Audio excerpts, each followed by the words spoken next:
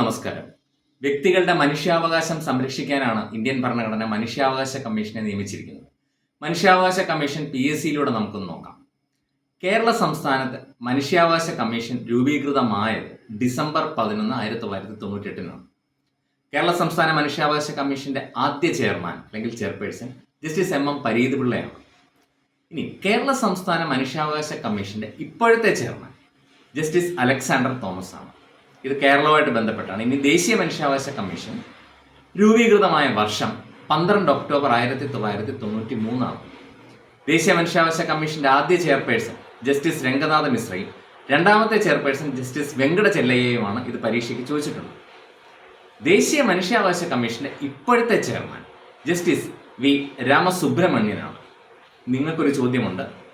ദേശീയ മനുഷ്യാവകാശ കമ്മീഷൻ അഥവാ നാഷണൽ ഹ്യൂമൻ റൈറ്റ് കമ്മീഷന്റെ മോട്ടോ അഥവാ ആപ്തവാക്യം എന്താണ്? ഉത്തരം കമന്റ് ചെയ്യുക.